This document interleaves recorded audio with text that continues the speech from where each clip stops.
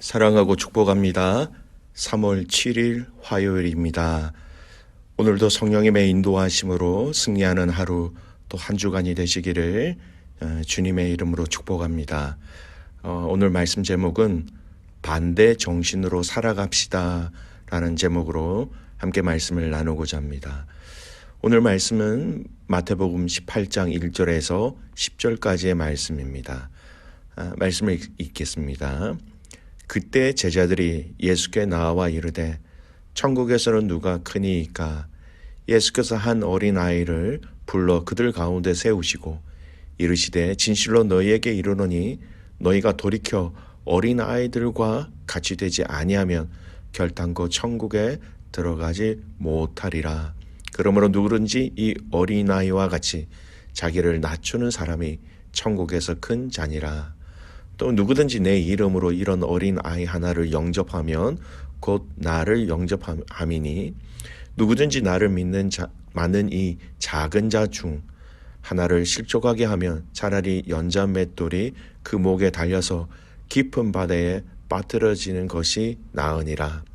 실족하게 하는 일들이 있음으로 말미암아 세상에 화가 있도다. 실족하게 하는 일이 없을 수는 없으나 실족하게 하는 그 사람에게는 화가 있도다. 만약 네 손이나 네 발이 너를 범죄하게 하거든 찍어내버리라. 장애인이나 다리 저는 자로 영생에 들어가는 것이 두 손과 두 발을 가지고 영원한 불에 던져지는 것보다 나으니라. 만약 네 눈이 너를 범죄하게 하거든 빼어내버리라. 한 눈으로 영생에 들어가는 것이 두 눈을 가지고 지옥 불에 던져지는 것보다 나으니라. 삼가 이 작은 자 중에 하나도 없인 여기지 말라. 너에게 말하노니 그들의 천사들이 하늘에 계신 내 아버지의 얼굴을 항상 배움느니라. 아멘. 오늘 말씀 반대 정신으로 살아갑시다 라는 제목으로 함께 말씀을 나누겠습니다. 오늘 말씀은 어린아이를 사람들 앞에 세우시고 예수님이 말씀하시는 내용이 핵심 내용이지요. 오늘 이 말씀의 의미를 잘 알기 위해서 그 당시 유대 사람들이 가지고 있는 가치관 또는 사고의 배경 또는 사회적 구조에 대한 배경을 잘 알아야 합니다. 여러분, 유대인들은 그들의 사회 속에 외부에서는 잘 보여지지 않는 사회적 계층 구조가 있었습니다. 우리가 잘 아는 것처럼 유대인들은 철저하게 선민 사상으로 채워 있는 그들이었습니다. 그러기에 그들이 제일 존경하고 우러러보는 이 피라미드 계층 가운데 제일 상위에 있는 사회적 계층이 있었습니다. 그 첫 번째 계층이 무엇이냐? 바로 종교적인 일들을 감당하는 사람들이었습니다. 구약으로 따지면 제사장이라고 할 수도 있고요.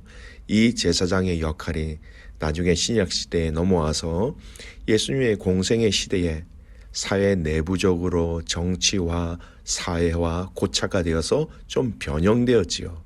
그래서 태어난 새로 생긴 사람들이 바로 바리새인들, 서기관들이라고 불려지는 사람들이었습니다. 여러분, 바리새인들은 율법의 모든 부분들을 다 알고 또 지키고 그리고 그들이 알고 있는 율법적 지식들이 최고로 여겨졌던 사람들이었지요. 여러분, 지금 현재 이스라엘 나라에 가보면 지금도 동일합니다. 유대인들 중에 율법을 연구하는 사람들이 있습니다. 남자 아이들 중에 똑똑한 아이들을 뽑아서 예시바라는 곳에 들어가 공부를 시키는데요. 그들은 아침 거의 8시부터 10시까지 토라 공부만 합니다. 그리고 장년이 되어서 결혼할 때에 여자 집에서 모든 재정을 다 대고 여자 집에서 다 먹여 살립니다. 왜 그러냐면 율법 토라를 공부하는 그 영광스러운 그 사람을 남편으로 맞이하였다라는 것이죠. 이런 사상이 이 당시에 유대인들에게 그대로 있었습니다. 이 사상이 지금 이스라엘의 모든 사회 구조의 핵심이었고 이것은 예수님이 계실 때에도 비슷하였다라는 것이지요. 그리고 다음 사회 계층의 구조가 누구냐면 평범한 유대인 중에 성인들이라고 생각하면 됩니다. 물론 그 사이에 여러 가지 구조가 있는데 각자 좀 차이가 많이 있습니다.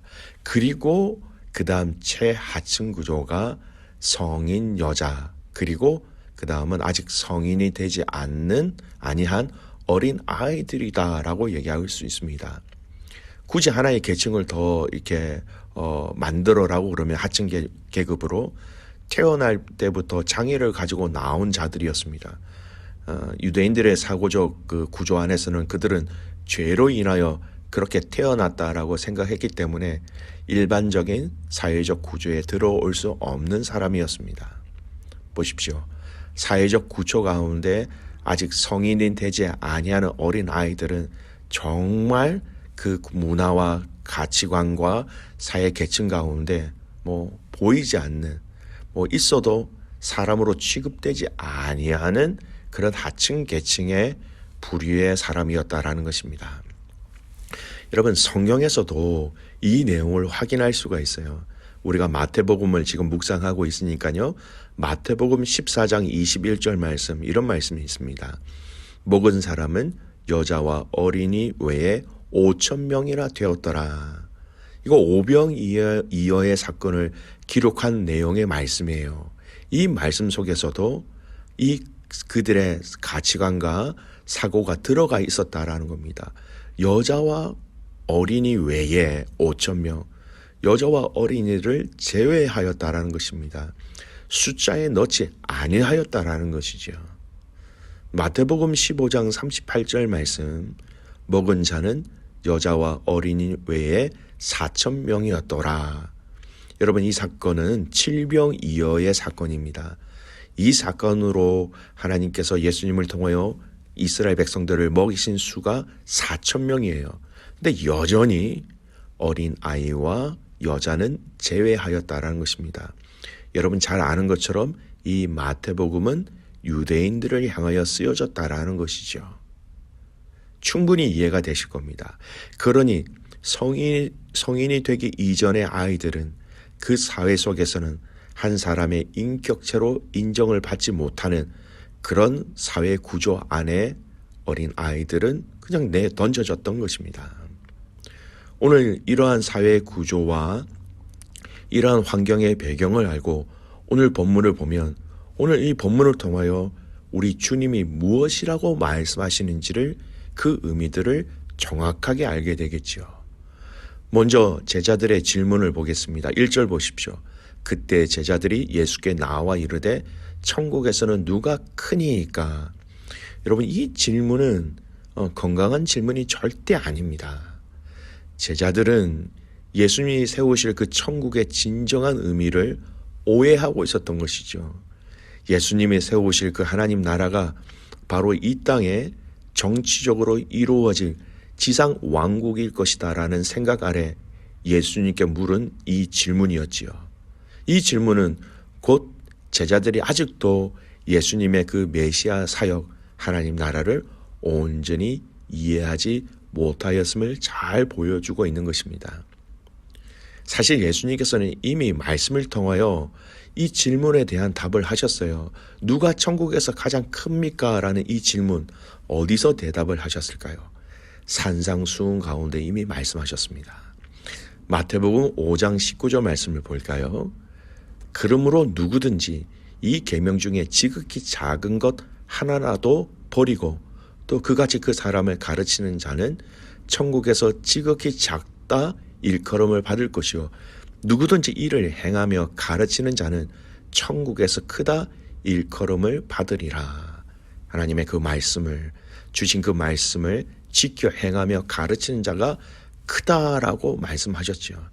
이미 말씀하셨는데 그들은 이 말씀의 의미를 깨달지 못하였던 것입니다. 그리고 오늘 이 말씀 이전에 마태복음의 정황을 보면 누군지는 모르지만 왜 이런 질문을 했는지를 알 수 있습니다. 아마도 제자들 중에 베드로와 야고보 그리고 요한 이 세 사람이 예수님으로부터 특별한 대우를 받았기 때문에 자신에 대한 그 위치와 위기감을 느꼈던 것 같아요. 이전의 장 17장 1, 2절 보십시오.